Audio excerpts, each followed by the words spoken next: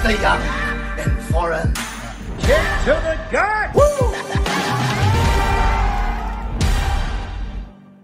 Your podcast sucks! Oh, baby, let's go. How hyped are you today? Bro, how hyped am I? I'm so hyped that the internet can't handle the hype, bro. My internet connection is hyped up. It's Mr. Young.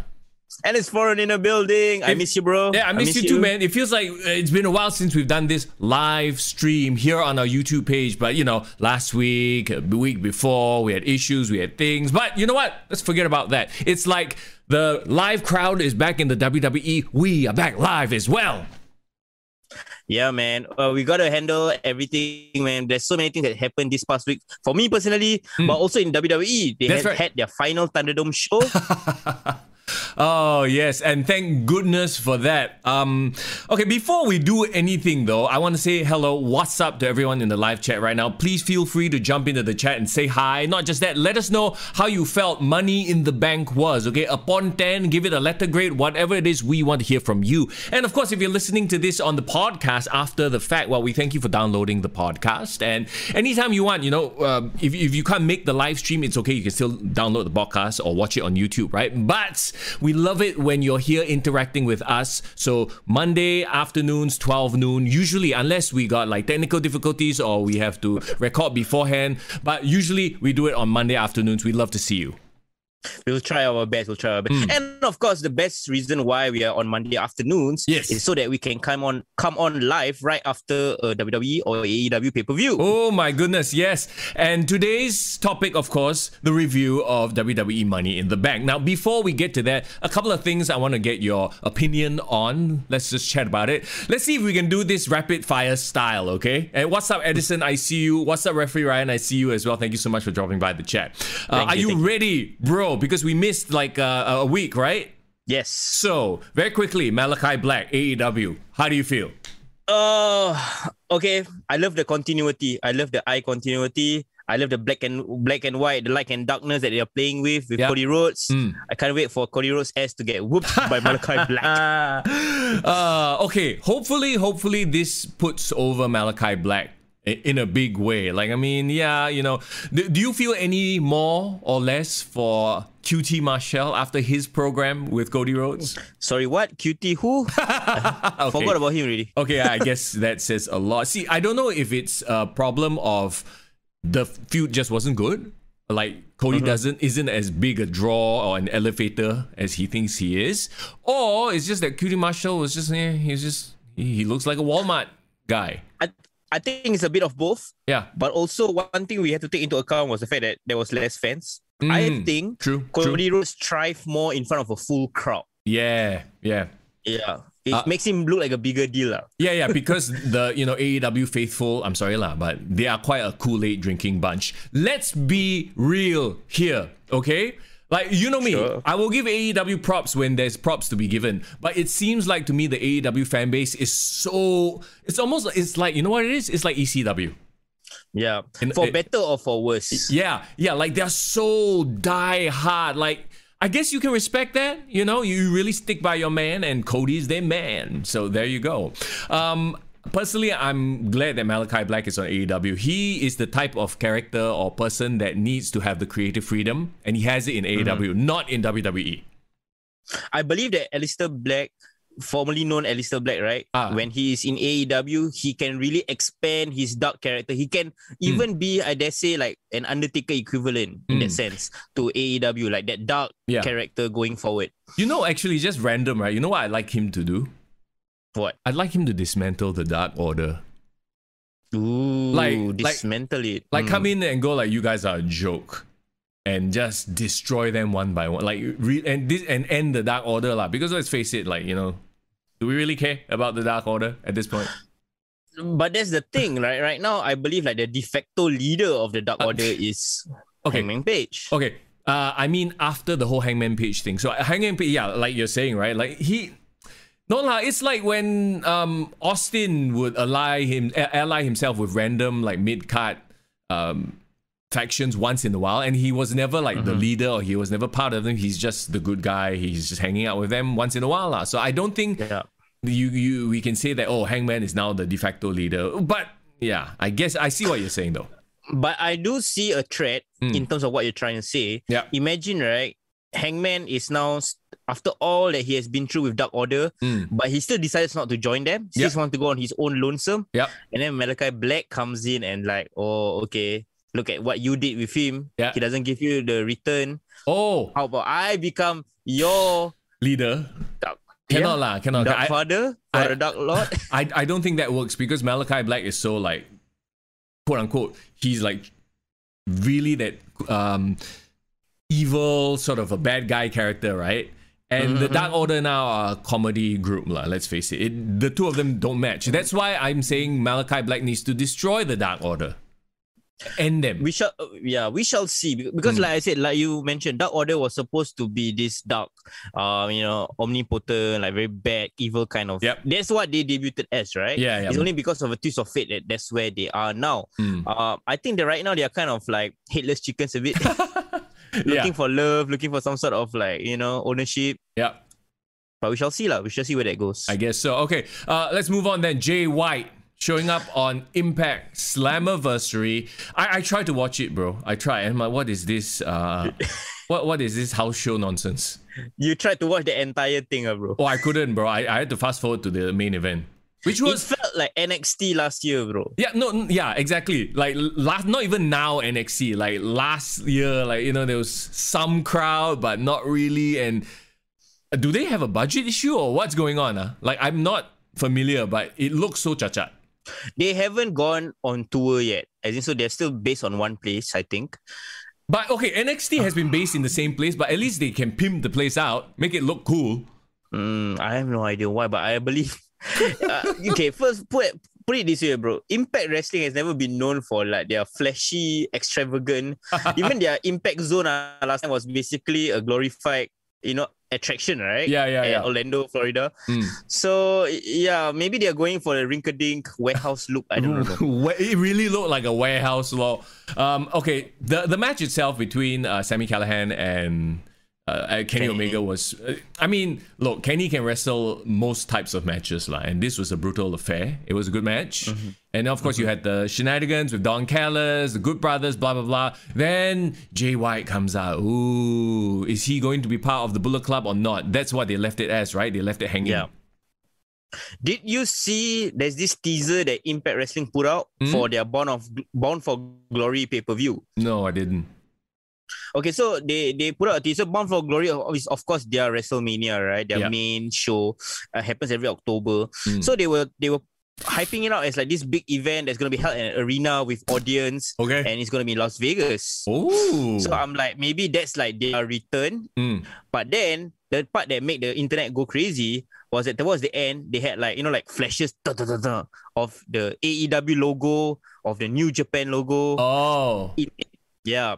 So right now, a lot of people are speculating that this will be the first, like a bit of like a soft launch of a major supercard featuring all of these non-WWE promotions.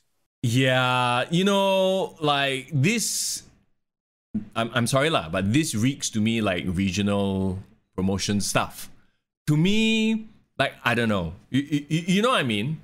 It's like, yeah, we know that Impact is not big enough, so you have to pull in a couple of guys from AEW and from New Japan, and it's gonna be one or two lah. It's like, okay, what I feel about this, right, is like, why are you letting Impact take the lead on that? AEW should be taking the lead on that.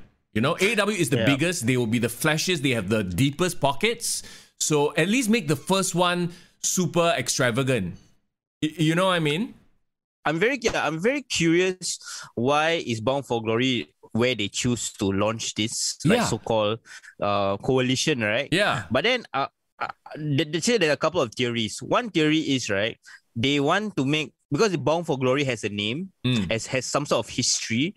So I think they wanted to capitalize on that and make it going forward like, okay, this is like a big show. They wanted to make it like a invasion angle. So not really the official. Maybe down the road they're gonna create like one hell of a super card with an actual new name and all that. Yeah. So maybe they just want to test waters and test it at a big name event. I don't know. You know what it all seems like to me? It all seems like handshake deals and just let's just throw something together. There's no like long-term planning here. I don't think. But hey, don't quote me on that, lah.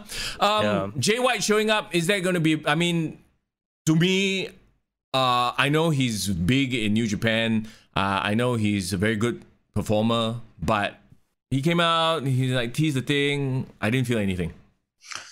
Here's something very interesting about there was this poll that I put out yesterday saying that if in a match pitting Kenny Omega and Jay White, who would win? Who would you guys root for? Yeah. And the overwhelming majority actually went for Jay White. Is it? Oh, look at all those New Japan fans. Yeah, 60% to 40%. And I was like looking through the people who voted and all that. And it's not what I could consider the usual expected crowd. Okay. So that there is like a bunch of there is a huge so-called support for Jay White, or maybe because he's been doing really, really well in New Japan, or of course New Japan has a US show as well. So maybe right now it's either people are sick of Kenny Omega and want him to get his comeuppance, or perhaps Jay White is actually building some head of steam and is actually becoming a star. I don't know. Maybe. Well, I mean, we'll see like what he does in or within Impact, within AEW, and we'll see how they go moving forward, lah. Yeah. Anything else you want to bring up about that? Because I kind of don't care. I just thought it was very interesting that BR Wrestling, Bleacher Report Wrestling, right?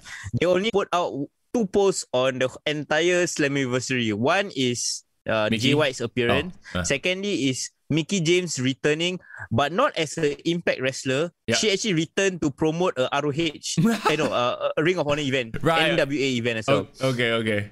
Yeah, I think they were doing some sort of like women's only show. That was what she's been promoting. So, and I saw the comments, right? Yeah. They're like, these BR wrestlers are WWE fanboys. They don't even promote any other show. Yeah. And then like when people commented, they say that because Impact Wrestling got nothing to offer, that's why. Yeah. That sounds legit to me. I didn't give a crap about any of the rest of the card. I tried to watch it. I was like, okay, bored. It looks like shit. Looks like house show. But that's just me. Hey, look, at the end of the day, right, when you have so much choice out there and the choice is flashy and sexy, god damn it, you better try harder. You know what I'm saying? Yeah. Okay, let's move on. SmackDown. Finn Balor showed up. Okay. Shotzi Black, well, I guess no, they like to drop the long names. So Shotzi and Nox, which is a very strange combination. First of all, they had no history in NXT together. Yeah, they just decided, okay, you two are coming up. We'll put you in the tag team because we need a tag team. Yeah, that was weird. But let's talk about Finn Balor. Is he bringing the Prince gimmick going forward? I think looks like it, but also looks like he's dressed up in blue. So it looks like the Prince, but he's I don't know. Who did he interrupt? Sami Zayn, yeah. So Finn versus Sami Zayn. Hey, I'm all for that, right? I think, but like, I mean, him coming back, he has to be a face. Obviously, he's going to be a face. He got the face pop. He's going up against a established heel. So I don't know. Maybe it's like a watered down version of his Prince character. Maybe it's just the old Finn Balor. That's interesting because when he was the Prince, he didn't do any of like the fan interaction thing. He didn't do that pose. He was being all badass. He wasn't even smiling. Yeah. So that's what a lot of people liked. He was like this very anti-hero kind of character. But then when he went back to SmackDown, he was like main roster Finn again, smiling, babyface, it's doing like the pose. Yeah, we're back to Smiley Balor lah. So I don't know if that's a good or a bad thing. I might think it. I think it's a bad thing, but we'll have to wait and see. I hope that they actually bring up elements of the Prince. That's the thing that made him back into the way he is in terms of popularity, right? Yeah. Tony Storm's coming to SmackDown. Quick thoughts? I would say Tony Storm is more ready to go to SmackDown than Nox and Shotzi, in my opinion. I think Shotzi is ready. Nox, I don't know. Really? You think Tony is ready for SmackDown? Like, she literally had no vibe, no hype in NXT. So, unless she's one of those people that work on the main roster. Like Elias is a very good example. On NXT, he was just kind of right? But when he hit the main roster, he was like, boom, he was super over. So I don't know if Toni Storm, or they see that Toni Storm is the same thing, but I don't think she got over on NXT at all. I think Storm has a bit of what I would call like you said, like Alexa Bliss, Carmella. On NXT, they were kind of forgettable, and then somehow they reinvented themselves on the main roster. Yep. And also you have to take note that Toni Storm actually got more hype going at the beginning than like Rhea Ripley. She was like one of the bigger names coming out of like the Mae Young Classic. So maybe it's a chance. Maybe she's overdue, way overdue. She should have been come up way earlier. Well, we'll wait and see, I guess. Okay, let me say hello to Hidayah, to Jason as well. Thank you so much for dropping by the chat. What's up? I hope you guys didn't miss us too much. Okay, we're back doing the live thing now. Let's move on. Oh, is there anything you want to bring up before we move on to what we came here, what we are hyped for today? The crowds are back, baby. Yeah, man. Okay, one last thing. Yeah. Bailey. Injured. Yeah. Oh, man. 9 months. What? Hey, 9 months. It's damn funny. When they announced 9 months, everyone in the comment section of the WWE social media is like, 9 months, huh? Okay, wink, wink. I don't think so, right? This is legit injury. Yeah, legit injury, bro. But you know what? That makes a lot of sense if you think about it. Why they are bringing up Toni Storm? Why they are pushing new talent? Yeah, because I guess SmackDown is like it needs more fresh women talent right now. Yeah. I mean, okay, and then the strange thing is they left the women's title match on SmackDown itself. Okay lah, you know what? To be fair, because they were bringing back the crowds, like, oh my god, that first pop when Vince McMahon walked out on SmackDown, it's like, it's so weird, right? Like, just the simplest things, you take it for granted. For so many, we were watching WWE all the time, you know, like, this crowd interaction, the noise, the pops, and then it gets taken away from us for a year and a half. I really do hope that they do have a handle on their COVID situation. I mean, look at us here in Singapore. One group of fuckers, horny men, go to KTV, and that's it. Now we have another cluster. It's a clusterfuck. Yeah, so I'm very hopeful, but I'm also very guarded because look, did you see the crowd? Not a single soul was wearing a mask, and they were packed in there. I was like, oh my god, really? Okay. First of all, it's Texas. They don't you give gotta a understand fuck. It's Texas. Yo, it's like, but we don't believe in no COVID. We don't give a fuck. Yeehaw! okay, but right. I believe most of the people who go, from what I've read, right, in terms of letting the fans in, they had to only if they are vaccinated that they can go into the arena. Okay. So maybe they're trusting their vaccination, efficiency really, really high. So okay, perhaps. Sure. But like you can't deny that. Oh, having fans just makes a whole world of difference, man. Oh my god, dude. And if anything, it tells you who's really over and who's not. And there were some interesting things, and we'll talk about it when we talk about Money in the Bank, right? Yeah. Quick word about SmackDown. Like you said, when Vince McMahon came out, like his pop was great. Yeah. And I like the fact that Vince McMahon was being Vince McMahon by just saying, "Where the hell have you been?" Right.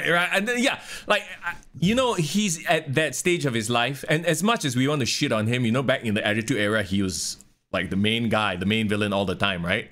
Yeah. Like, he understands that, okay, this is not my show. As in, he's not the star. He just goes out, says one thing, fuck off. And it makes sense too that he was the one who come out first. You know why? Yeah. Because you start the show off with a pop.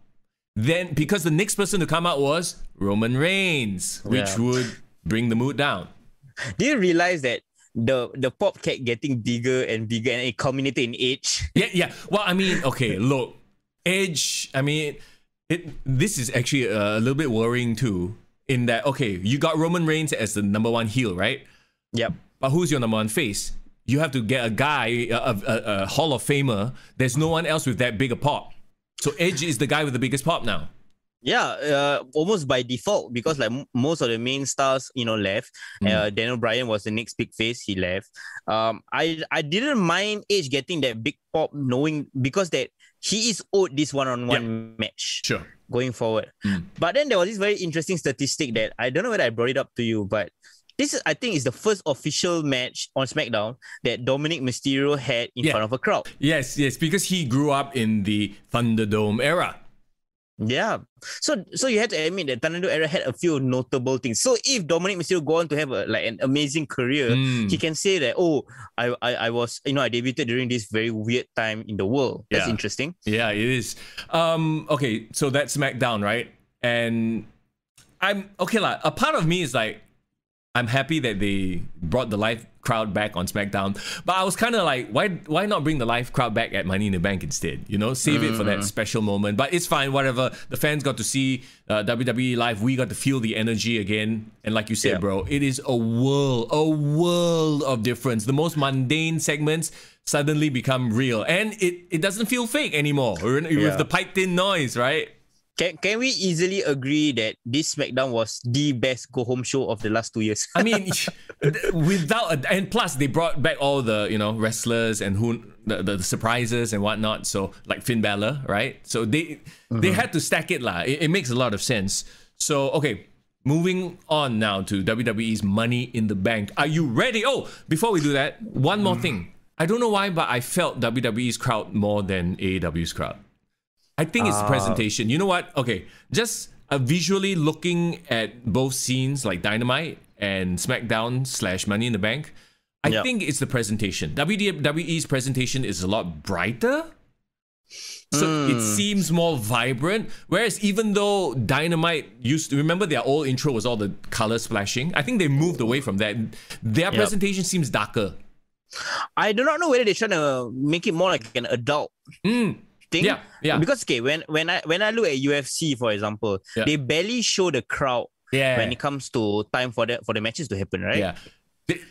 I don't know. I don't know why that is. I think they're trying to make it more gritty. Yep. Almost an NXT so they're going vibe away. Yeah, they're going away from I think the big splashes, the vibrant and that kind of thing. That's very so-called WWE in terms of the showmanship. I think they're just gonna go for, like you say lah, like they're gonna lean into that grittiness. They're gonna lean into that Kool-Aid. Yeah. Crazy fans. So okay, I mean that makes them stand out. That's much better for them. But in terms of just the return of the crowd, for whatever reason, I felt WWE a lot more than AEW. Also because AEW has had some form of crowds through the entire pandemic era anyway. Yeah. I guess the difference, in my opinion, would be that the WWE crowd felt more energized for wrestling, I guess, because they haven't seen WWE for so long. And the AEW crowd has kind of already settled into... the show itself. So it's not, the audience doesn't really make the show anymore. Funnily enough, right before SmackDown aired, they played this video, a very somber video about, they're returning to the fans and stuff like that. I freaking got goosebumps, bro. Bro, that is WWE's production team. Yeah, that one coming true. Yeah, that one, you cannot mess with them. AEW to me hasn't produced video packages like that, of that quality, of really tugging on the heartstrings. The only time I remember having that kind of feeling is only twice in AEW. This is way back. Once, the first one is the Dustin and Cody Rhodes promo. I think their first match. That made me hype for that event. And also the John Huber, Brody Lee's passing. Their package video. So I guess for them, right, they rely more on I edit the video to the song. Right? Because they have a lot of songs or tracks, that they but WWE is really soundtrack, really feel the emotion. So they're still the best, in my opinion, hands down, in all of sports entertainment. No, 100% agree, 100%. Okay, now let's do it. It's Money in the Bank, baby. I did not watch the pre-show. Did you watch the pre-show? I did. Okay, so tell me, the Usos versus the Mysterio SmackDown Tag Team Championship match, how did that go? I would say this match should have been on the main card because it was a great opening match, I would say. And if you watch the show throughout, right? Yeah. You will know that Usos actually won. And I think it was a great result. Yeah, the Bloodline have all the gold, which is, it's great for the Bloodline story, but it's shit for the Mysterious because it's like their reign has kind of been meh. They won the titles. Ooh, first father-son duo, and then it just kind of petered out. There was no story for them. I mean, it is inevitable that the Bloodline is gonna hold all the gold. You know, they're the most dominant thing on SmackDown. Yeah. I've always thought of Rey Mysterio and Dominic as like they're not gonna be a long-running champions. They're gonna lose and fight for the title, contend for a couple of times.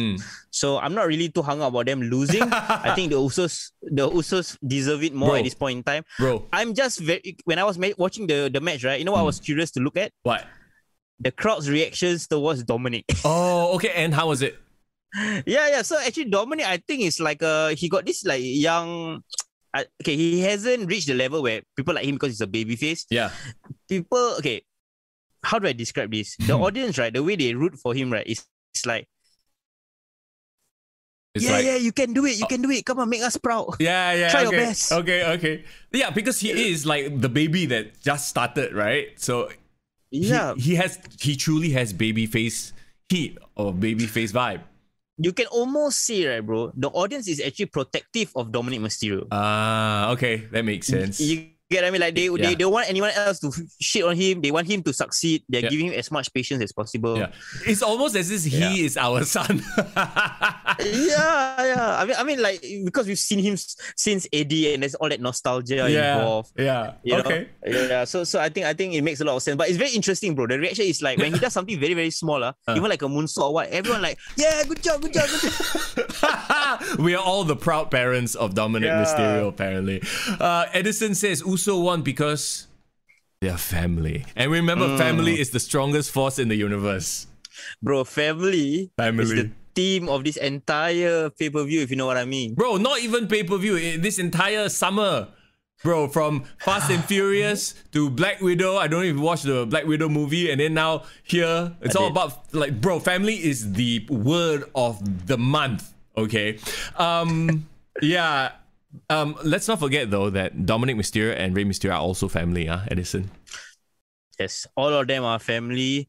You do not mess with family, bro. That's what's gonna happen. That's true. Okay, now we start the main card proper. Okay, and you knew that they were gonna start with the ladder match. It had to be, and it had to be the women's ladder match, I guess, because in terms of the divisions, I mean, I think we can agree that the women's division is slightly colder than the men's division right now.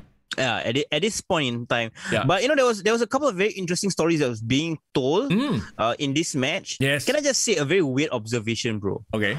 And it was something that one of the commentators said that actually Natalya was one of the stars of the match, not because she did anything flashy or crazy, but she was really good at playing defense in this match. Yes. No, it looked like she held the match together. Like she was the one calling the shots, and then while the rest do the bumps and the crazy shit lah. Yeah, and if you and there wasn't any like dissension between Tamina and Natalya. They were legit trying to help each other through the match and also beating up everyone else. Yeah, actually, Tamina wasn't even in the match in the first place, right? Did she replace somebody? I forget. I feel like she was. Was but she replaced who or not? She replaced Carmella. No, Liv Morgan replaced Carmella. Remember, there was that whole thing with Sonya Deville.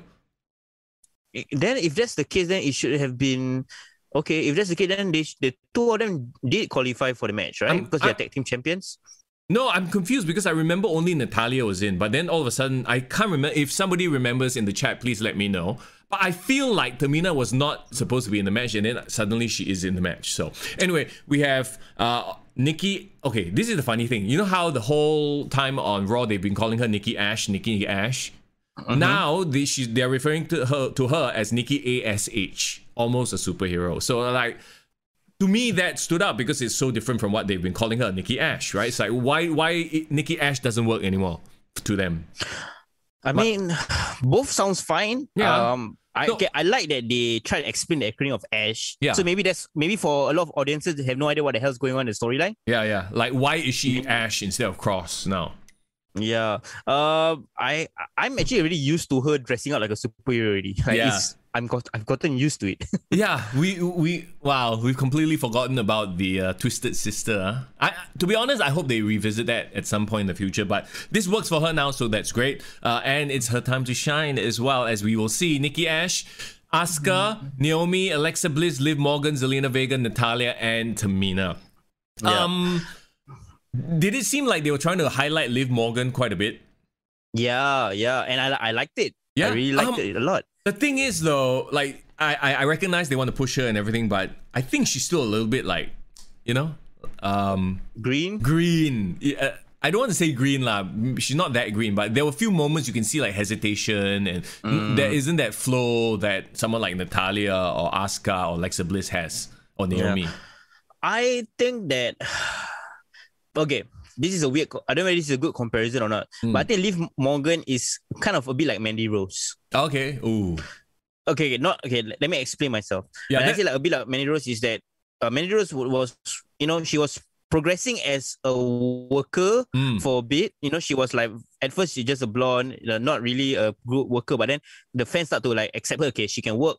But then what was the thing that really pushed her in terms of like the fans accepting her was her entire storyline going against Sonya, right? And she developed a bit more personality. And obviously, in my opinion, and I think you will agree, Sonya shine in that rivalry. Yes. Yeah. But it also brought out a bit of Mandy Rose that you can say, okay, maybe this girl, maybe she can work, she can do promos in the future, it won't be an issue. I think Liv Morgan is almost there, but she needs some sort of rivalry or some sort of conflict to bring out more personality. And you know what's happening, right?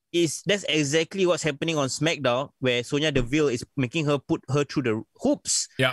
And to try to bring out a bit more of a competitive edge. But one thing I realized from all the audiences responding to Liv Morgan, they are rooting for her. They are on her side. Yeah.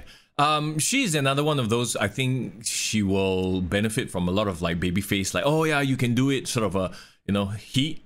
And I think the WWE universe genuinely wants her to succeed. It's just that I feel like she's young lah, she's gonna take a while to get there. Jason says Tamina was on the promo material as of last SmackDown. Sonya Deville was meant to be in the Money in the Bank match. Really? Sonya? I thought she's playing the general manager. I mean, I don't know. She's probably ready to wrestle. It's just they're just waiting to pull the trigger on that, I suppose. To be honest, like I don't know if they were playing safe. There were some bumps, but nothing crazy. And I guess really, just looking at this but this group in the match itself. Asuka, Naomi, and maybe Natalya, those are the only three that stand out to me. And you know what I mean in terms of characters. And even Naomi is like, okay, you expect her to do a few fancy moves, but what has she been doing lately? None of them are in any sort of position where they're hot right now. Yeah. Asuka's pretty cool. Naomi, I think, hasn't been relevant for quite a while. Alexa Bliss and her hypnosis thing, is this working or not? Honestly, no. No, I can't do it either. Like that spot where Zelina Vega was on top of the ladder with her, and then she climbed down because of the leg. I was like that's, I don't know, man. This is we've crossed over into. I'm embarrassed to show this to somebody who doesn't know what wrestling is. The hypnosis thing I don't think works anymore. Yeah. But you know what? I like her outfit today. I thought it was pretty dope. No, I mean visually she still looks cool, but maybe she should just stick to playing mind games and stop with the supernatural thing. The thing is, right, like certain things she did I thought was cool. Yeah. But certain things she did push the line, and then after that I'm already out of it already. Like to me, her climbing, okay, there was this one spot where the ladder was like lodged into Liv Morgan and she climbed up in like this weird Sudoku way. Sudoku puzzles. Yeah. She climbed out there. I thought that was interesting. That was really cool. Like, that's like a mind game, playing your character. But then the hypnosis spot with Zelina Vega didn't work. But I respect the story that was being told, where at the end of the match, every one of the competitors piled the ladders on top of her to stop her from getting out. I thought that was smart. Yeah, because she's been this like super creepy, like, oh, let's just remove the biggest threat, quote unquote. Zelina Vega, to me, didn't really shine in this at all. Zelina, ever since she returned, underwhelming, bro. Her first match lost. Then after that, I think she lost the second match as well. So it's like you brought her back just to have her job. She lose to who? Do you remember the match that she Liv. Liv, right? Yeah. So it's like Bro, wait. Do you remember on commentary on SmackDown where I think it was like a women's tag team match and then like they had Liv and Zelina on commentary? Oh my god, it was so... Do you remember? I erased it from my mind, bro. Now that you're reminding me, I'm like... Wait. And then they were like, you want it, brah? You want it, brah? Come at me, brah.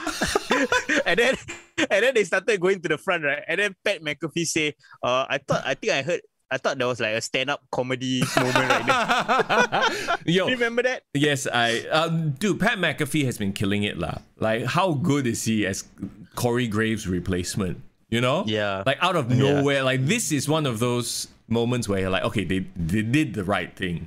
Okay, but back to that interaction. This leads me to say that Liv and Zelina, leads me to believe that they are really not quite there yet, because their promo was awful. When they were on commentary, it felt like two schoolgirls going at it. I'm like, what the fuck? What are we, 12? Yeah, bro. The thing is, they call each other brah. You're like, brah? What's up, brah?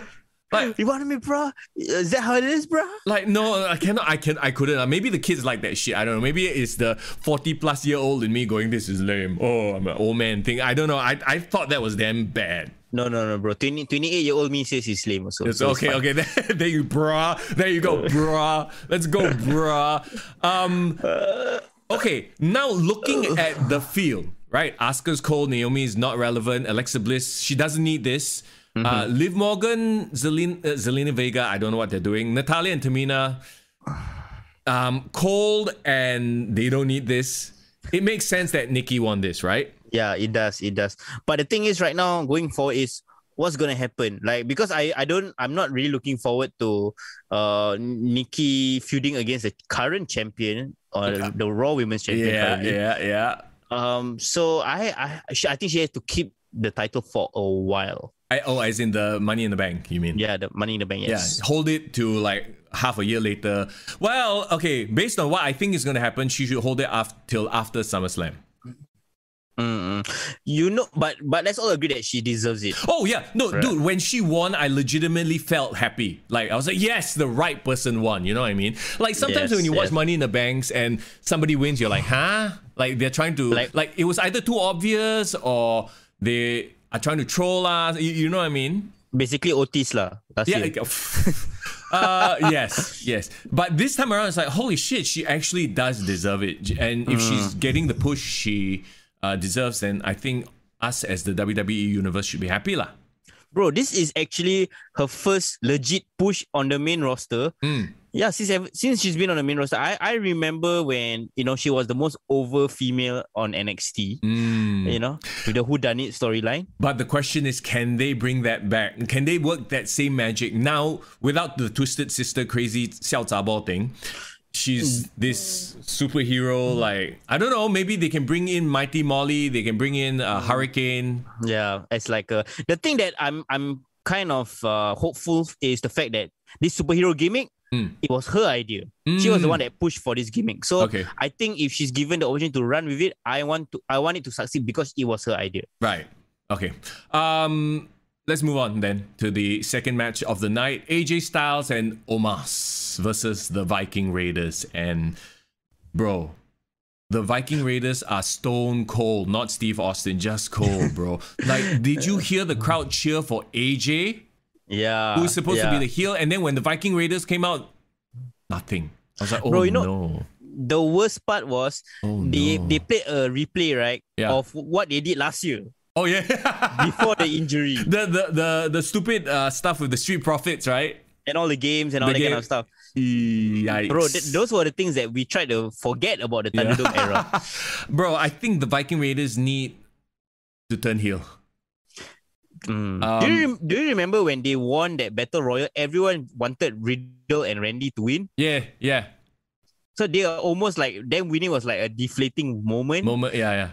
And then now so that just proves the fact lah. I think their reputation needs rehabilitation right now because they were just cold. Like, I was shocked that people didn't at least go whoa or something. I was like, there's nothing, there's no reaction to them. And like, you know, like, wow, it's a shitty feeling.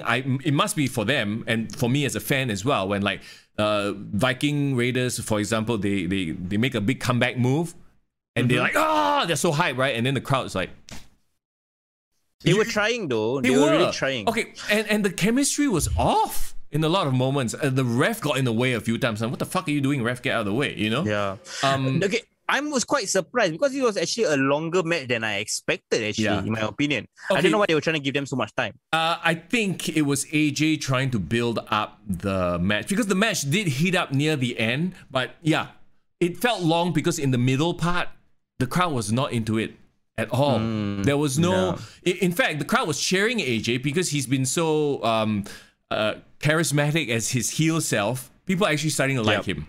Right? Yeah. And the heat hasn't rubbed off on Omos because when Omos comes in, it's also like a bit like bland, the heat. The thing about Omos is feels like a very awkward dude. Yeah. He feels very awkward. Yeah, you're right. Like it feels a bit Giant Gonzalez-esque. Or Great Khali, slightly better than Great Khali. Okay. But the thing is, slightly better than Great Khali is a guy who won a championship. So, you know that WWE is still going to push Omos. They're going to try to make him as highlighted as possible. Is it because his outfit looks like very bland? Or I don't know. Like, I'm trying to understand why Omos is not more imposing. Because he is. He's huge, right? But for some reason, he doesn't seem it. Is it because he doesn't look that menacing? He looks more like a friendly giant. Yeah, maybe friendly giant. Maybe they should just freaking turn face. I feel like AJ Styles can lead this as a face duo and make the Viking Raiders go heel. I think it's possible. But the thing is, I feel like AJ is so underutilized right now in her role.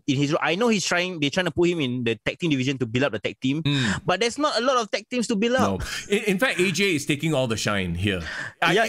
He's almost as if like people care about AJ more than the tag team division. Oh yeah, he's trying his best. Like you can tell, he's setting up the match. Like you know, there are moments you can tell. Okay, AJ is calling this whole fucking match, right? Irvin says Omos doesn't act well. That's probably it as well. His acting is sort of, is kind of sus lah. Like I said, the crowd heated up at the end. AJ and Omos won. They got cheered. Vikings slide back down the card. The thing about Omos is Braun Strowman got fired because they had to make a decision between Omos and Braun Strowman. Yeah. They wanted to keep only one giant, and Braun Strowman cost too much money. Yeah, but you see, when I look at Braun, he is jacked. He is jacked, right? But Omos is not jacked. He's tall, but he's... I mean, I'm not one to critique a person's body, but you know what I mean? Like, Braun looks like he hits the gym every day. Omos looks like he hits the gym twice a week. Hey, I feel personally offended. No, me too. But I hit the gym twice a week only. But okay, you know what I mean. I get it. I get it. Braun looks legitimately like in shape, whereas Omos is tall. Basically, WWE is being cheap lah. WWE can keep a star. Yeah. Imagine AJ and Braun. That would have been more interesting. Yeah. But then because they want this guy, he got the size, he is malleable, he's still young, we can mold him, and he's cheap. He's cheap, yes, that's the thing. He costs less, right? So basically, he is basically a cheap version of all the monsters that we've had in WWE so far. Ah, yes, there you go. He has like the Lars Sullivan build, I guess. If I were to compare, they're big, but they're not muscular, I guess. But Lars looks crazier, so he had more of a menacing look. So this guy just looks like anytime he can break into a smile. Yeah. So actually, you know what? Why not lean into that? AJ Styles has been funny as his little douchey self. Yeah. Omos, he's a big gentle. Let him be a big gentle giant lah. Yeah. He reminds me of Professor Hulk. Oh, okay, yeah, from the comics, yeah. Yeah, smiling, he looks big and imposing. But the only thing that makes it funny right now is the fact that every time, AJ has his little man syndrome, and then you see how short he is beside Omos. Yeah. Okay, you know what? I think moving forward, this is how I would book it. Armchair booking right now. Viking Raiders move away from the title scene and just fuck up every tag team. Just in brutal fashion. We need to rebuild the Viking Raiders because right now they are dead. They need to go basically Road Warriors, Hawk and Animal crazy. Yeah, and just right? this because they have the look, they have the ability, they have the tag team chemistry. So let them beat up like smaller tag teams on Raw and beat them up in like spectacular fashion. Eat them alive. That's right. Okay, let's move on then. Drew McIntyre did a backstage interview, and this is very interesting. I don't want to talk much about the interview and the crowd reaction because I want to talk about that later during the match itself. The interview was alright. He does this thing where he does story time with Drew now, I guess. Okay. Yeah, I know. It's okay, he's trying something new, whatever. Bobby Lashley versus Kofi Kingston for the WWE Championship. Pretty much an extended squash, yeah? Yeah. It was very reminiscent of Cena, Brock Lesnar, SummerSlam 2014. Yeah. But the story was the one that kind of it was already coming. Like we knew based on the promo, based on Bobby Lashley trashing his VIP lounge, saying that he had to get serious. This was what's going to be expected. Yeah, and you know what? It works. I mean, it works for the Hurt Business. It works for MVP and Bobby Lashley. Well, mostly for Bobby Lashley lah, as a dominant heel champion. But it did nothing for Kofi. So I don't know where this leads Kofi. Like, does he turn on Xavier now? Because he's like, okay, I tried the funny hee ha ha gimmick. It's not working for me. It's not winning me matches. I got my ass handed to me. I should take this seriously. Like the whole MVP thing, like what MVP said to Kofi, right? Do you know why Xavier Woods wasn't there? Don't know. Like he wasn't, right? Because I thought he beat up he won by small package against Bobby Lashley last week. Yeah. So I thought it would make sense for him to come to the ringside and like rub it in or provide a distraction, I guess. Maybe there was something that I missed. Yeah, maybe he was legitimately, I don't know. We will have to go and search that out. I don't know. Anyone in chat know what is up with? He's probably busy playing video games. Sure. They could play this into an angle. Like, hey, where were you? And then have Xavier and Kofi feud lah. And also, I believe it could be a thing where maybe Kofi even told Xavier, like, I need to be able to beat Bobby by myself. And then the fact that he doesn't and Xavier Woods did could lead to the jealousy and then friction. Then they could fight each other lah. Kofi versus Woods WrestleMania is what Irvin says. You know what? I'll see that match because that match is pretty dope. Yeah, it is. I was watching an interview, right? And they were talking about like their dream opponents. I think New Day's podcast. Kofi Kingston's dream opponent is Shawn Michaels. Xavier Woods' dream opponent is Too Cold Scorpio. Really? Very interesting choice, huh? Yeah. Maybe he's the guy he watched growing up. And I mean, if anybody can be a high flyer like that, it would be Kofi Kingston. Yeah. And of course, Too Cold Scorpio is quite underrated in the ring, but I remember him as like a really good high flyer in ECW, WCW. Yeah. He was a high flyer, but he wasn't like a skinny guy. He was kind of work out twice a week type.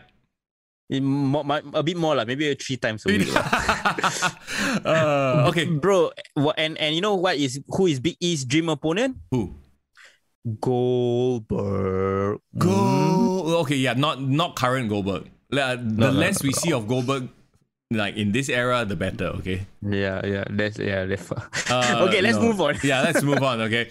Rhea Ripley versus Charlotte Flair. Oh boy, this is surprisingly a very long match. Yeah, I had to say it was a good match. They've had good matches before, like remember WrestleMania, right? But the same result. Charlotte made Rhea tap out, so it almost is like history repeating itself again. It's like, oh, Rhea's on the cusp. Rhea's gonna be the next big. Oh no, sorry, Charlotte takes the title away from her again. Okay, first things first. I'm happy that they had this match in front of a crowd. Yes, because I think that this was the match that they could have had at WrestleMania 36. But the thing is, I'm very curious on the booking of it, like the result of it. Yeah. Okay, I pretty much can call what's going to happen lah. Go for it. So, I don't know if you noticed this, but during the match, what was the crowd chanting? Becky. Yep. We want Becky, right? At one point, I don't know if you noticed. I don't know if it was something wrong with my stream or what, but Charlotte flipped off the crowd and the screen went black. The screen went black, Are they censoring? Like, what is going on? Was she not supposed to have flipped off the crowd? I think she wasn't. But the commentator played out really well though, because I think it was Corey that said something like, "Oh no, if she's gonna get affected by the crowd, this might affect her ability to win this match." Yeah, they're getting in her head. I mean, look, Corey Graves is so underrated. He is the best to me right now in terms of all the commentators on any brand anywhere. Corey Graves is the man because he can call it like a play-by-play if he needs to, and he adds color. He's like he can do everything right now.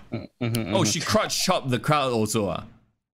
Rhea Charlotte was a surprisingly good match for a match I didn't care about, says Jason. I agree with you 100%. Now, where does this lead us? To me, this leads us to Becky versus Charlotte at SummerSlam. Obviously.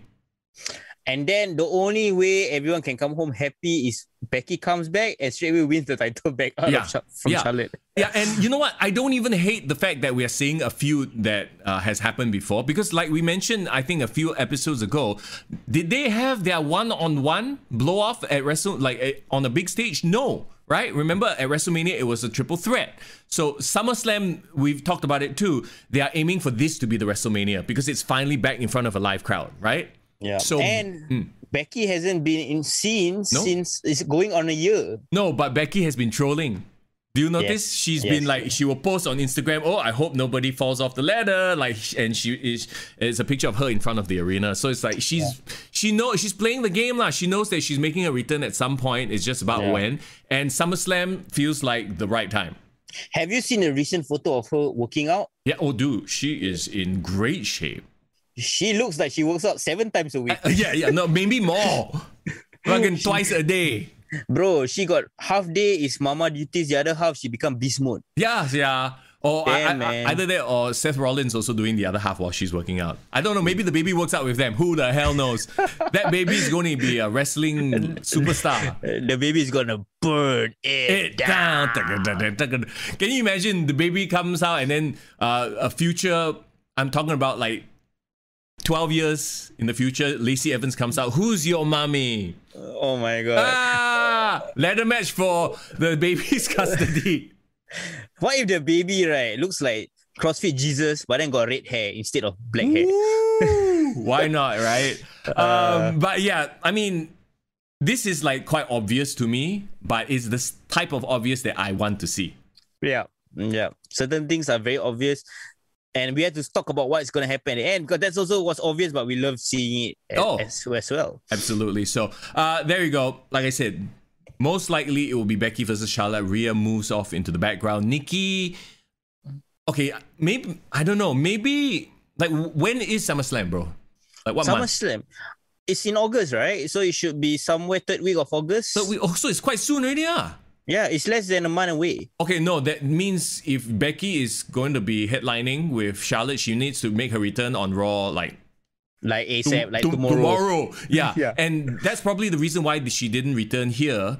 Later on there's a bigger return, and they didn't want to overshadow that return. So okay, it makes sense then. So Becky returns on Raw, challenges. Then Nikki just holds on to the title or jumps to SmackDown and challenges Bianca Belair.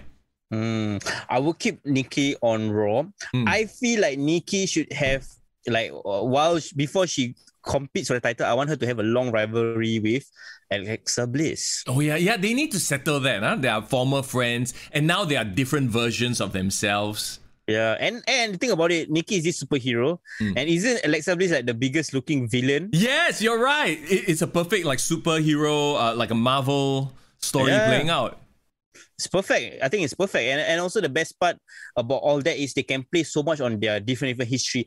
Yes. Maybe Alexa Bliss can try to draw out the twisted sister in her and remember that, Nikki? Yeah. Let that Nikki play. As long as they don't do hypnosis shit, play the mind games, bring up history, yes, that's great stuff. But not the... Like, what the fuck is that? Anyway, Jason says we should try Becky's workout on Sheamus's YouTube channel. It's insane. Okay, bro, let's do a YouTube video. Mr. Young and FRGN, try Becky Lynch's workout on Sheamus's channel. Oh, dear God. Okay, we need to have a girl with us because that will show the huge difference. What do you mean? We probably can't do Becky Lynch's workouts, bro. Bruh. I know that's why it will be ironic because if the girls are the one that is killing the worker and all of us are dying, I think that makes a lot of sense. We need to find somebody. Okay, so moving on then. Oh, by the way, Charlotte making Rhea tap out. Ooh. Okay, I mean, Anyway. on the context of the story, like she had that whole incident at the ringside where they kick her leg against the post. Okay, that makes sense for her to quit, and she didn't want to tap out. And if you realize, you see the reaction right after she tapped out, she was really mad with herself. Yeah. So I think it's the story that they're trying to tell is that she is great, but she's not on the level of Charlotte yet. And the commentators kept repeating that throughout the match. If anything, it makes the crowd even more pissed off at Charlotte because Charlotte has a habit of taking the title from our young up-and-comers, right? All right, let's move on to me, the best match of the night. The men's Money in the Bank ladder match. Okay, Kevin Owens, Riddle, Shinsuke Nakamura, Ricochet, John Morrison, Big E, Seth Rollins, Drew McIntyre. Can we talk about what happened before the match started? Even at the backstage, it was funny lah. But I feel bad for Shinsuke. Like he is being overshadowed by Boogs and his entrance already. Like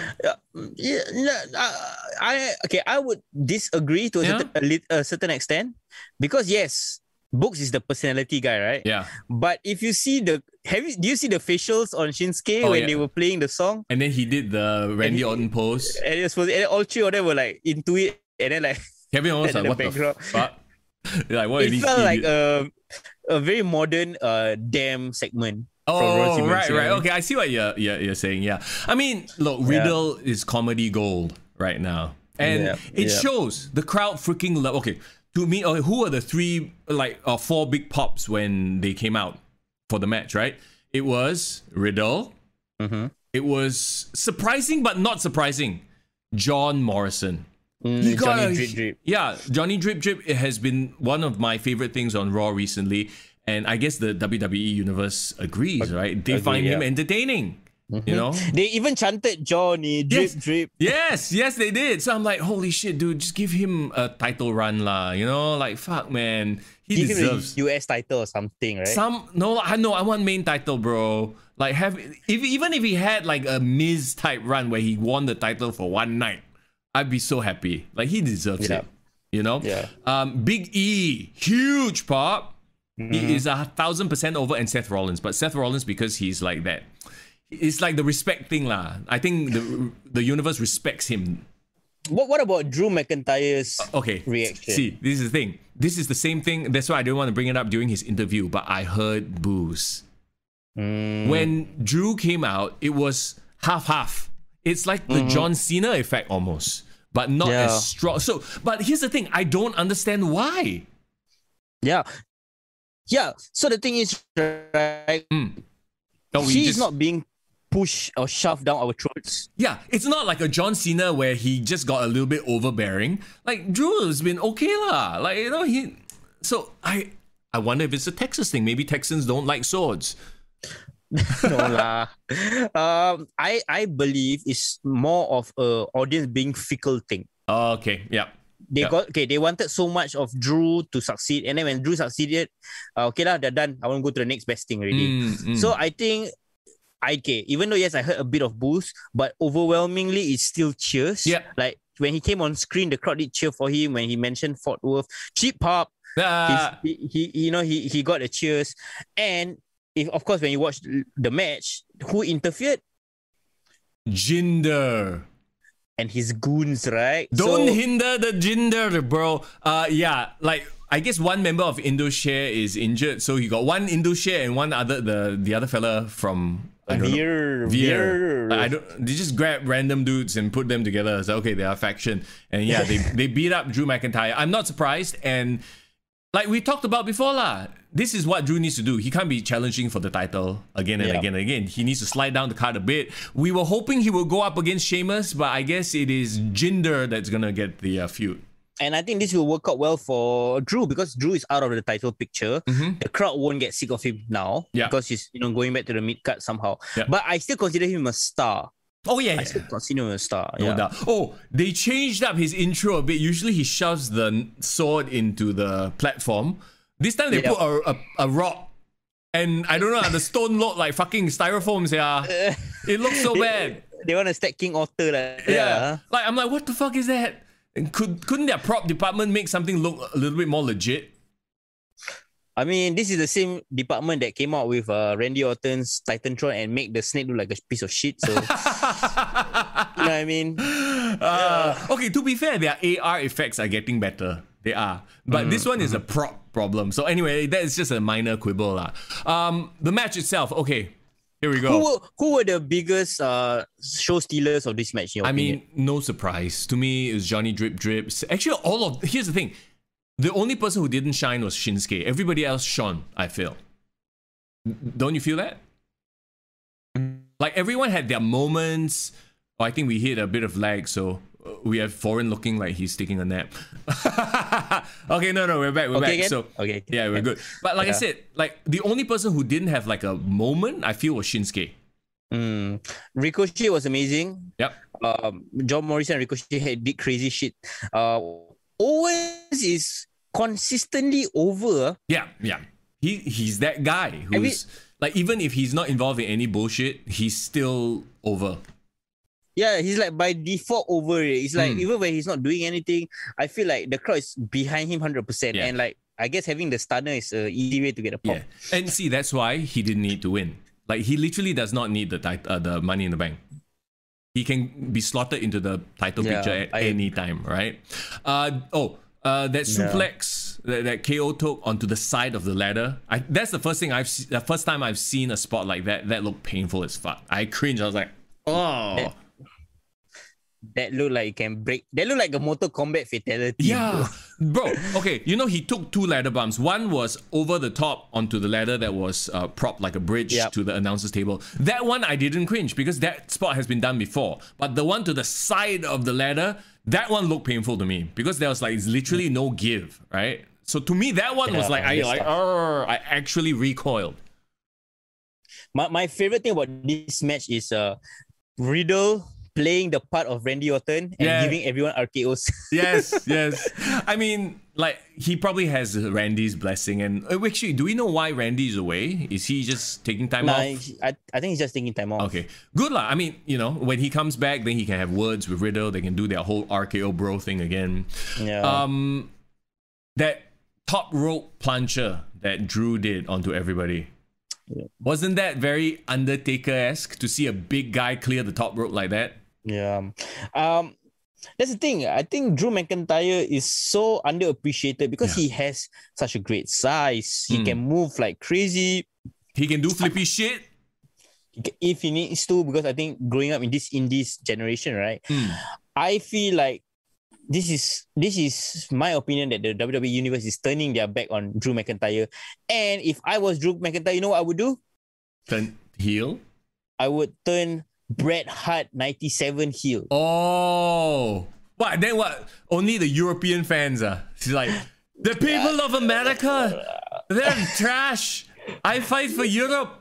You know what? That will actually make the entire UK audience and everyone in Scotland all cheer for him, sia. Actually, why not? And they are going to the UK soon. Can you imagine? They are.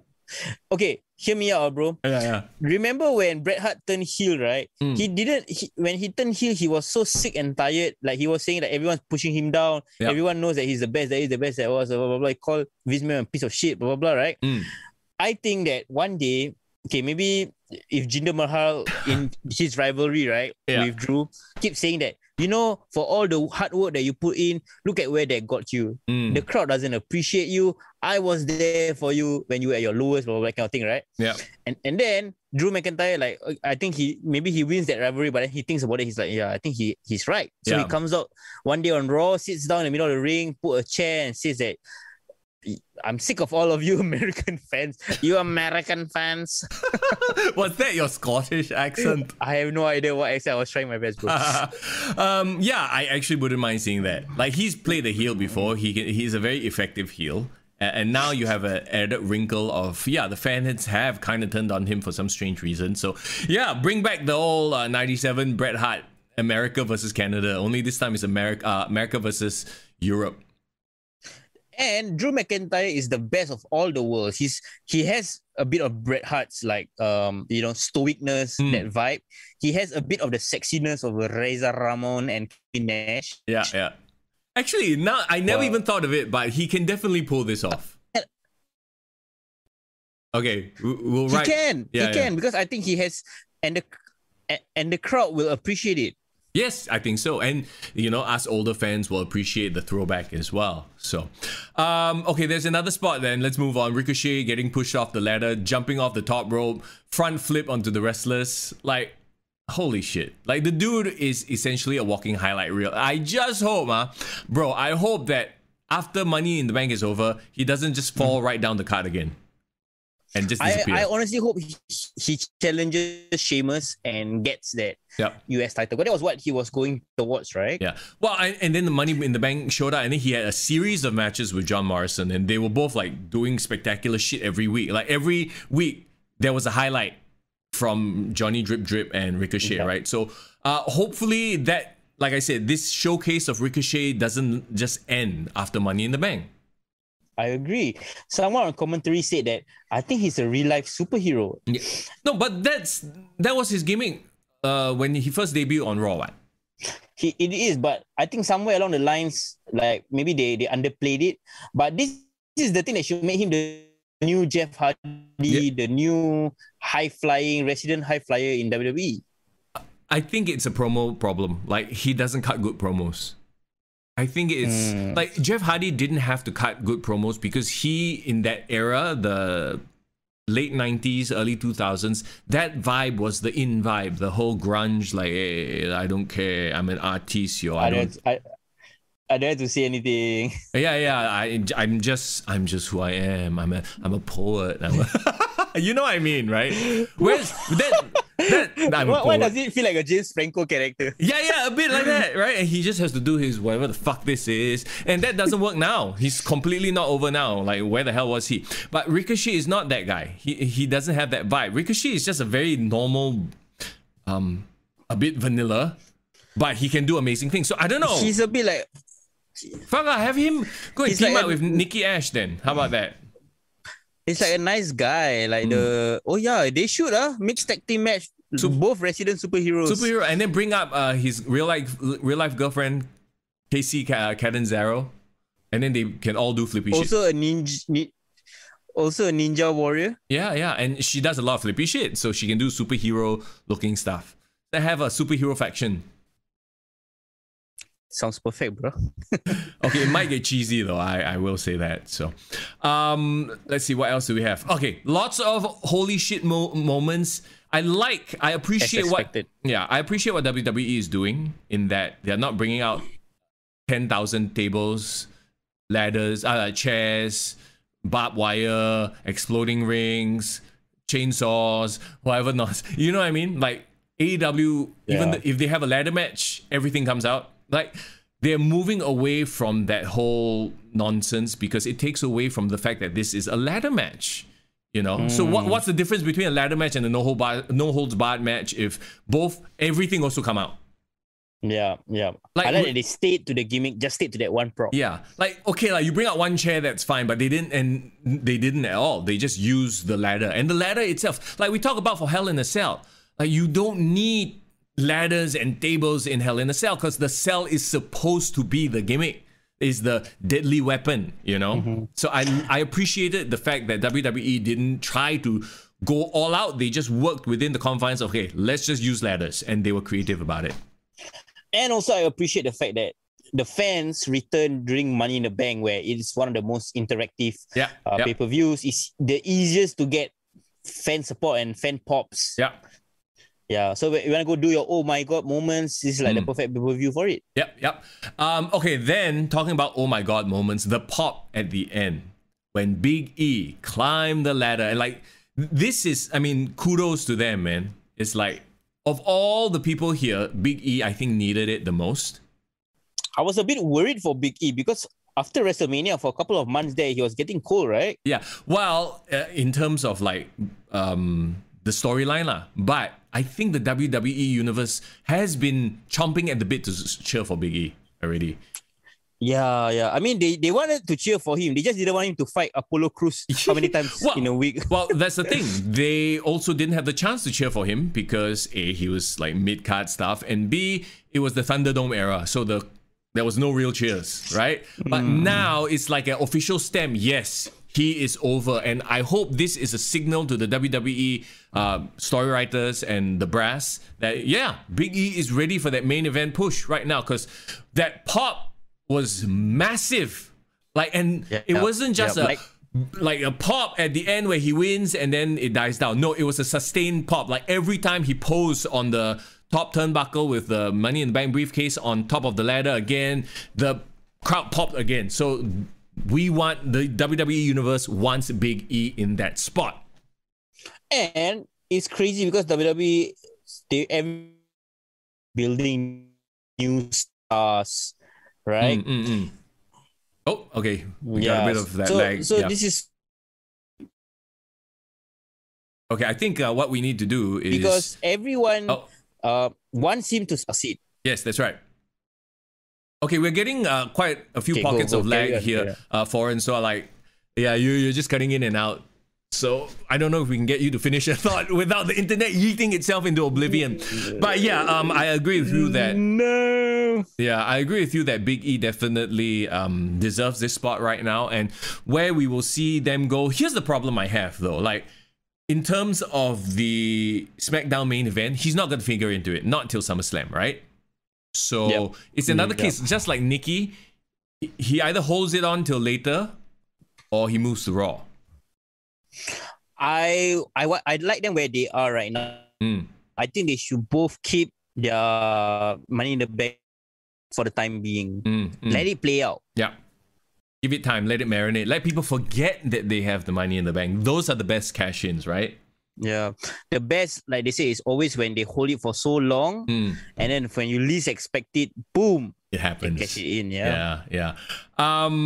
So yeah, I mean, Big E's over. That's all I have to say. This to me was the best match of the night. Like, I felt spots entertained. I cheered. I jumped up and down at the end. I felt good that Big E won, you know? Yeah. Wrestling feels so much to watch now. Yeah, Thankfully. So much better to watch, 100%. Then we have Seth Rollins in the backstage doing a little bit of a segment. And this was when I was like, okay, there is more to this. Like, I feel... Okay, right there and then, I felt like it's going to be Seth Rollins versus Edge lah.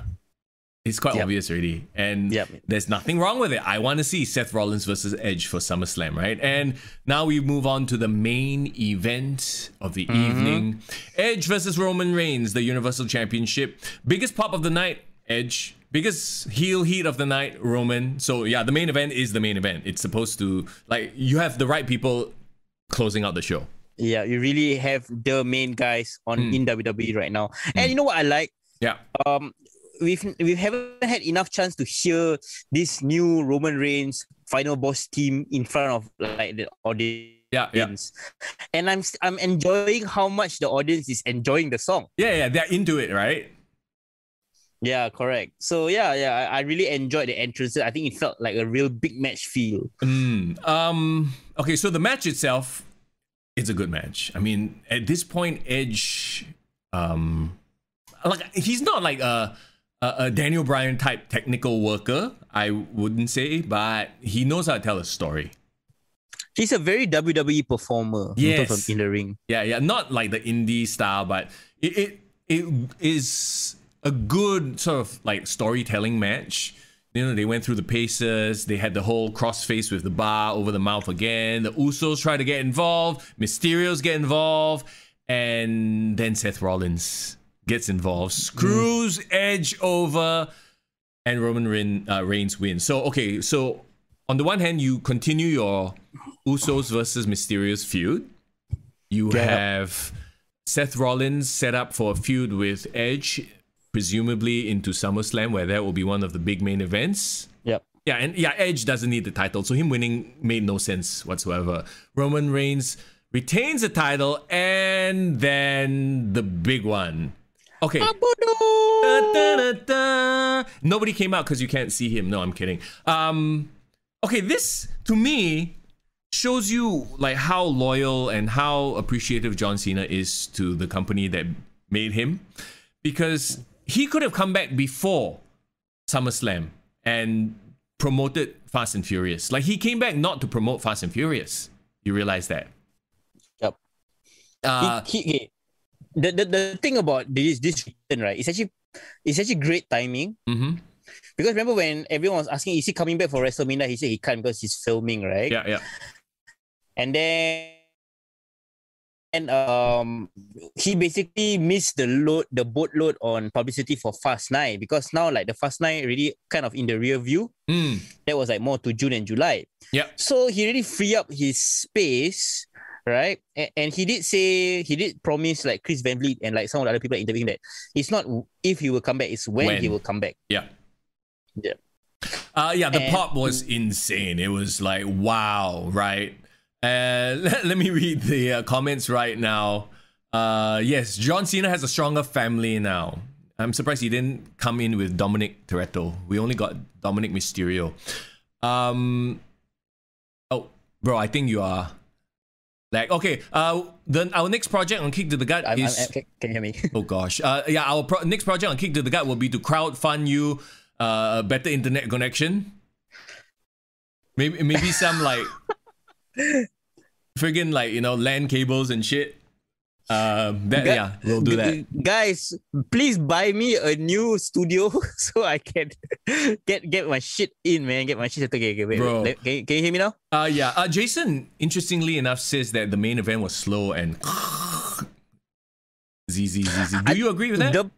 The pace was very deliberate. Yeah. For me, I liked it because I like that they made it like a big match where there was filling out process. It's a story. Like boom. It's a storytelling match, like I said. You know, let's face it, Roman Reigns and Edge, they are not known to be tacticians that will be reversing each other 10,000 times, flying here or flying there. You know, there was something very funny, right, about the kick out. Do you see that one part where there wasn't any referee? Oh, yeah. And then... Yeah.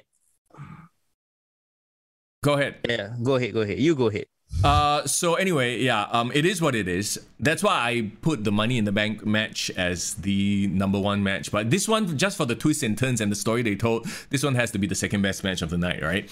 And like I said, this sets up John Cena versus Roman Reigns for the title at SummerSlam. I don't think John Cena needs to win the title. He's way beyond that. But if anything, it builds Roman Reigns even bigger for the eventual person to take the title off of Roman Reigns, whether it be Big E or whoever else. But John Cena winning means he will win his first ever Universal title. And that is something probably the company would want on the history books, right? John Cena winning a Universal Championship. You think so? Yeah, for sure. If they put Goldberg with the title, I'm sure they are like, okay, I need to have at least John Cena on the title, right? But like... I'm feeling like John Cena at this point in his career would say no, and he's a big enough of a name to respected enough that they will listen to it. Whereas Goldberg, he's like, okay I win shook also. You know what I mean? It's like two very different people we're talking about here. Goldberg is just there for the paycheck and for the recognition. And if he wins the title, they're like, you are winning. He'll probably say, okay. He's not thinking about, is this good for business? Whereas I feel like Cena would. He's that guy. And hate him all you want. Cena sucks all you want. I think history has shown that he is a company man through and through. He loves the company. Yeah, I agree as well. It's just that will probably make it not as obvious. Like, because right now the problem with Roman Reigns is that it's almost too predictable. We know he's gonna win every time because we like that he's good. But we have to create some sort of like vagueness and like whether this might be his victory and that kind of thing. Bro, then hear me out. John Cena wins at SummerSlam, wins the title. Big E cashes in and becomes the champ. Yeah, I think that would be awesome as well. Yeah. Either way, build new stars, man. Why not? Why build one when you can build two new stars? Exactly. Or Roman Reigns beats John Cena. John Cena gives the mega rub to Roman Reigns. Then you want your twist? Big E cashes in on Roman Reigns and wins the title. Well, both ways work. Or they want to save Big E versus Roman Reigns at next year's WrestleMania also can. See, that's the problem. I don't know if that's a WrestleMania match. I don't know if and you know that they're trying to get The Rock as well, right? The Rock versus Roman Reigns doesn't need a title on the line. The Rock versus Roman Reigns needs to be WrestleMania 33 at LA. That's very obvious, yeah. So that is a match that will happen. It doesn't need the title. So Big E can feud with somebody else, and there you go. Well, but one thing we can agree on, John Cena appearing at the end of Money in the Bank makes us look forward to this week's wrestling. Oh, yes, 100%. Now, he's probably going to be on SmackDown, not on Raw. And it's a good, like I said, it's a good thing for him to show up on Money in the Bank because that's that one big return, right? Tomorrow night on Raw, you got Becky Lynch making her big return. And then hopefully.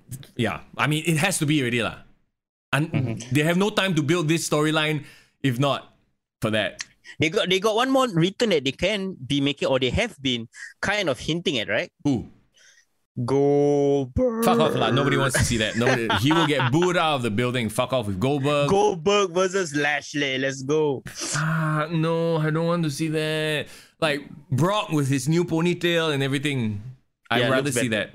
Yeah, I rather. So, oh my god, if Brock turns up tomorrow, right, to confront Lashley, I can't wait. I'm calling it now. It has to be Becky Lynch. She needs a few weeks to rebuild the whole storyline with Charlotte. I mean, to be fair, they can just bring up their old rivalry.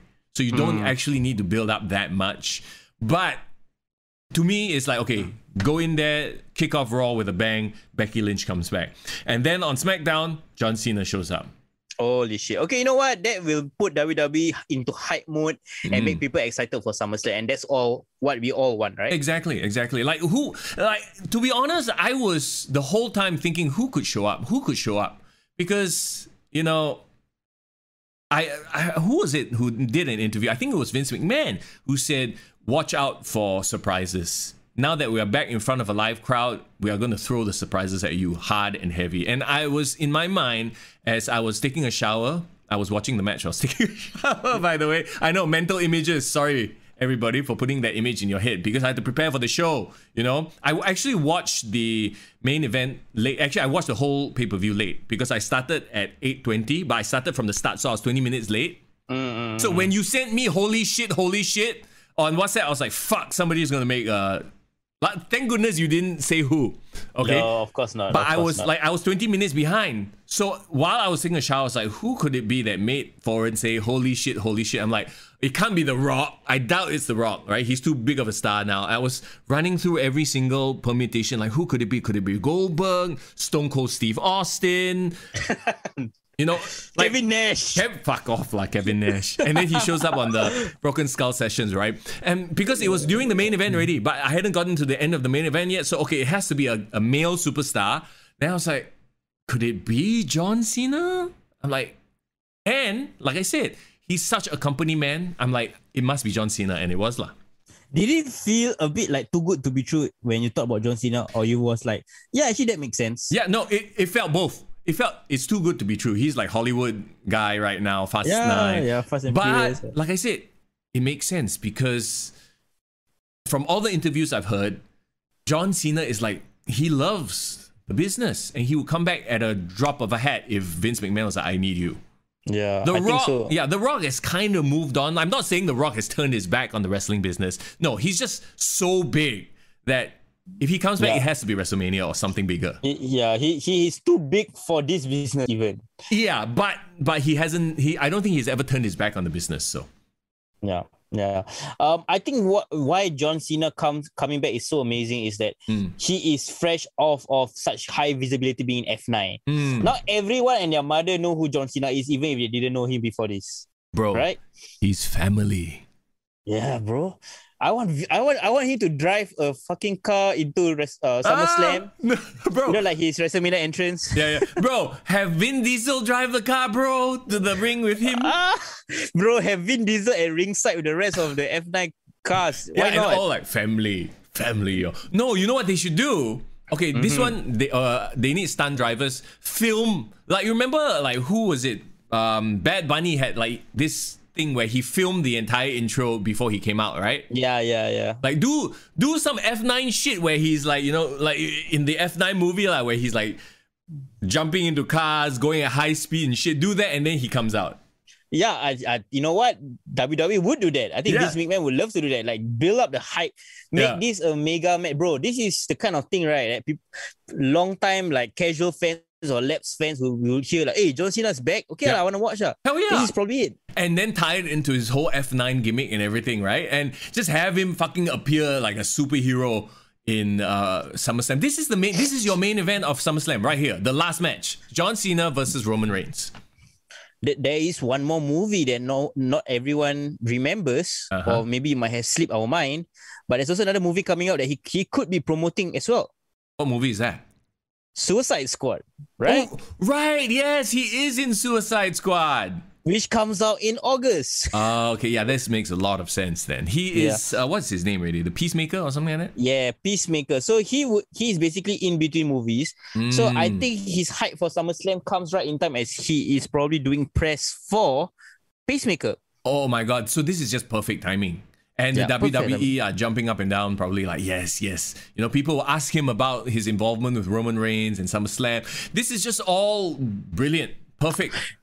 And if you think about it, WWE hasn't had a star of the caliber since like probably Hulk Hogan, where Hulk Hogan did movies, came back, did a wrestling pay-per-view.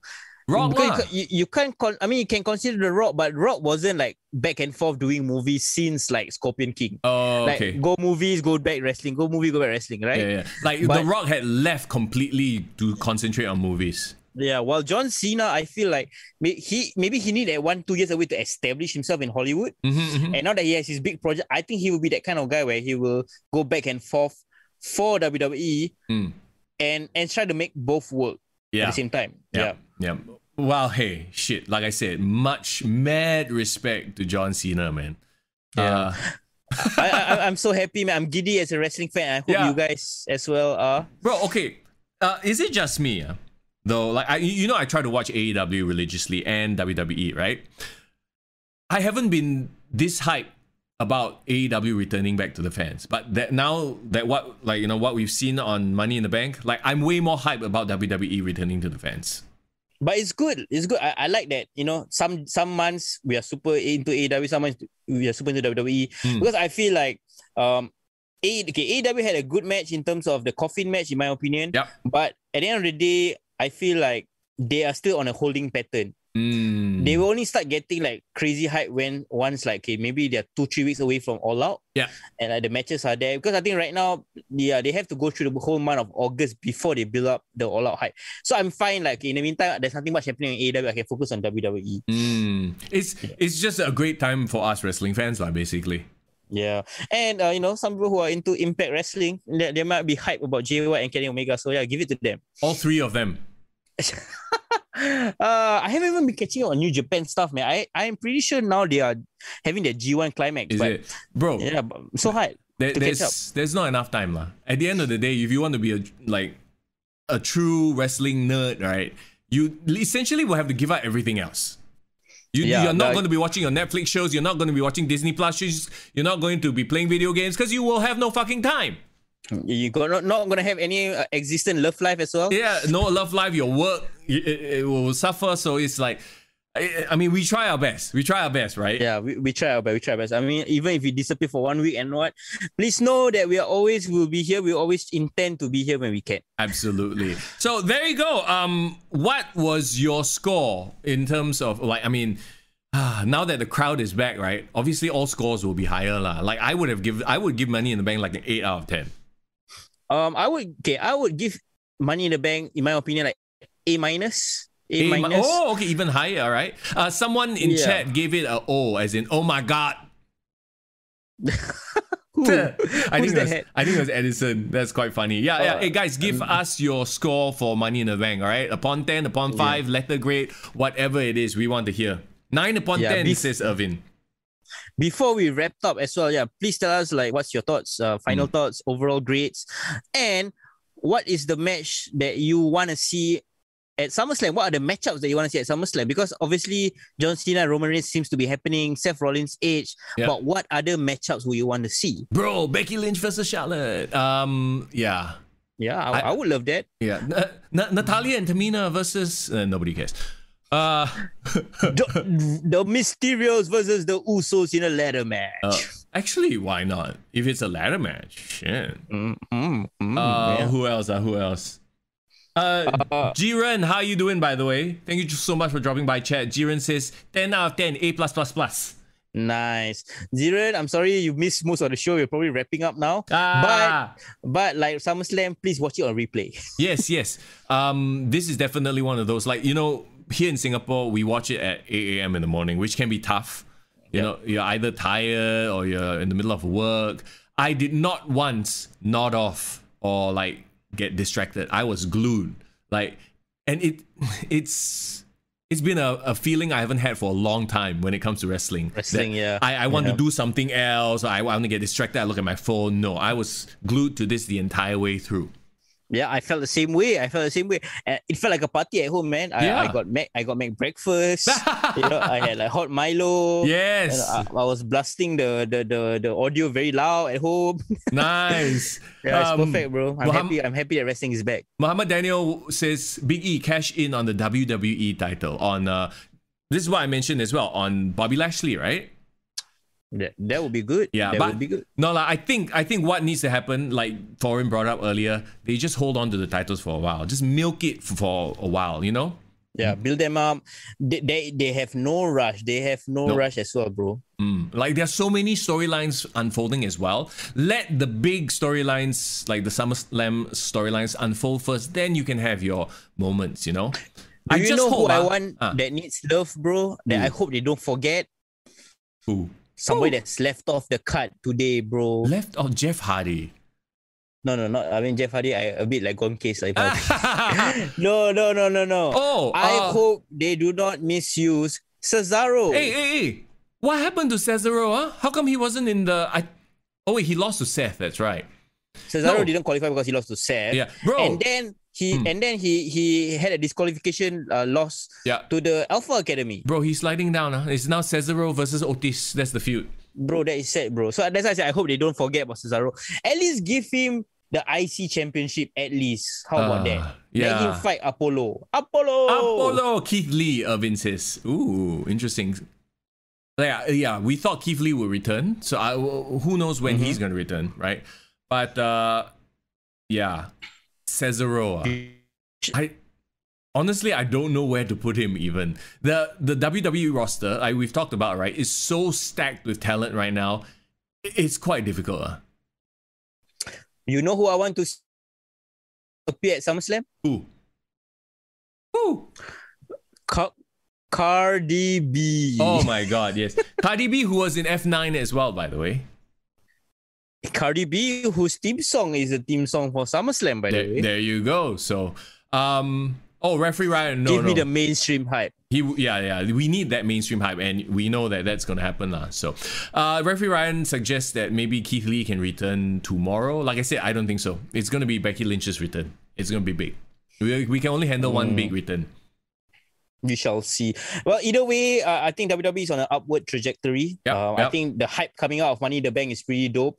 I think most of you guys enjoyed the show, and I hope you guys enjoyed the show because we did. Yeah, sure. we 100% did. And please, if you haven't watched it, this is one of those pay-per-views that is definitely worth watching. Even though most of the stuff we already spoiled in terms of returns and whatnot, but do it. Oh my God, Irvin says Cardi B and Hit Row. Hey, did you see that performance that they did on NXT? Nice. That cipher that like some sort of like cipher, yeah, it was so awesome. I love how they're leaning into that and making that a whole thing. All of a sudden, Hit Row. Like, remember when Swerve was the good guy, like Isaiah Scott? He was playing face and he was like fresh meat baby face and he had zero personality, very bland. And now he's all of a sudden like, did they just look at these guys? They probably rap on the side, right? They're like, okay, you know what, you guys all one faction, because maybe they were backstage all rapping together. So I heard that Isaiah has been making music on the side for a long time. Okay. He like a bit like Leo Rush like that. But Yeah, Leo so, Leo Rush could have been their hype man, but no, now they got that shit. So yeah, sorry for the sidetrack, but it is definitely exciting times once again. Yeah, and you know what's the best part? This week's episode actually flew by faster than I thought. Oh yeah, right. I think we just focus on SummerSlam and we focus on Money in the Bank and we're right to the point. So I guess it's good. Exactly, right? So I tell you what, everybody, thanks so much for hanging out in the chat. And if you're listening to this after the fact, well, thank you for downloading the podcast. As always, you can slide into our DMs on Facebook, on Instagram. If you haven't subscribed to us on YouTube, please do that. Help hit the like button for us as well. Drop a like. And spread the word, spread the gospel of Kick to the Gut. And of course, join us every Monday as we do the live stream. And if you can't make it, don't worry. You can listen to the podcast. Yeah. And also, Mr. Young, and also the rest of you guys, I apologize for this weird-ass lag. No worries. We'll figure out. We need to get you a wired connection. That's what needs to happen. But bro, advance Selamat Hari Raya Haji to you. Thanks, bro. We will abide by the COVID rules as Straits Times told us to. Oh my god! Don't get me started on that insensitivity, bro. Like what? No, that one will save it for another episode. This is a different type of podcast, okay? Everybody, please abide. Everybody in Singapore abide by the COVID rules, okay? The new measures because some horny man decided to go sing song at KTV. Now we are all fucked. So. Not only did somebody get fucked, we are all fucked. Yeah, bro. Hey, if you want to go KTV, please lah. Check in, okay? Check in, so easy to trace. Bro, check in also no use. You got one hostess there, and then spread like she's anyway. Don't get me started. We're gonna start another 2 hours. Yeah. No, it's okay. Petition for forums, better Wi-Fi, bro. Wired connection, referee Ryan. That's what needs to happen. Thanks, guys. My crowdfund you can DM me anytime. If anyone wants to donate, please. Feel free. I'm gonna make a Baron Corbin fund. Oh fuck! Okay, hey, before we do it, before we get out of here, right? Is it just me or is Baron Corbin super interesting now? Yeah, he is. I love. He's super likable, bro. Hey, and the funny thing is, right? Like, I kind of don't get where they're going with this. In that. They're trying to make him the bad guy, but he's like, it's almost as if they are trying to get the audience to cheer for somebody who's down on his luck. So, and they're being very subtle about it, Yeah. Like, it's very confusing to me because now he has sympathetic babyface heat, but he's still a heel. Yeah, and I think eventually he might turn face because of this. Because of this entire situation, yeah. Like, I don't know, but I feel like... I don't know where they're going with it. I think that they are trying to gauge the crowd to see where to push this. Because at first it seemed like, oh, you poor thing. But then there are glimpses of, oh, I can't afford a maid anymore. Like, oh, you poor... Like, he's like being, not sarcastic, but he's being an entitled loser. Yeah, he's taking advantage of the situation somehow. It's like those travelers who get their trips crowdfunded. Yeah. Oh my god. Yeah. You know what I mean, right? Yeah, but so I'm trying to figure out if they're going that route or they're going he really is damn poor thing route. Because right now it feels like they're trying to. It feels like. Sorry, go ahead. I'm saying either way, it makes SmackDown interesting because not just the top of the card is interesting, but bottom of the card and everywhere else around the card, there are stories that's being told. Exactly. So yeah, it's interesting to see whether they want to tell the story of him being a poor thing and then we feel good for him, feel bad for him, or he's poor thing but actually not really poor thing lah. Like everyone else lives like that. Why are you being a bitch? Yeah. So we shall see. But okay, which show are you most looking forward to? Because I am finally looking forward to Raw as well a little bit. Yeah. But SmackDown is still my show. Yeah, SmackDown because of Roman Reigns, John Cena. I mean, that's the big name right now, right? But Raw for Charlotte Becky, which is what I'm anticipating. And who's gonna step out to fight Bobby Lashley? Yeah, my problem here though is that Lashley as a champion still not that compelling. Yeah, he's now unlocked his beast mode, whatever, right? But he doesn't have a legitimate contender, and we know that Drew's moving away to Jinder hinder the Mahal. Jinder. Yeah. So who is next in line? Like literally, there's nobody. Yeah, that's true. Well, we shall see. And hopefully it's going to be something as interesting as the SmackDown side, right? I hope so too. Yes. Okay. That's today's show. Thank you so much for hanging out. Yes, man. Guys, please listen again on the Spotify audio version as well. And tune in next week. We're going to catch up. We'll try to come back weekly again, finally. Absolutely. We'll get you that weekly live content. Thank you so much for being here. If you haven't already, hit that like, hit subscribe, follow us on all those social media channels and on the podcast as well, on your Spotify and whatnot. Yo! Enjoy wrestling. It's back finally in front of crowds, and that's only a good thing. Yeah, man. I can't wait. It's Mr. Young. And it's Foreign in the building. You guys, take care. And happy holidays, y'all.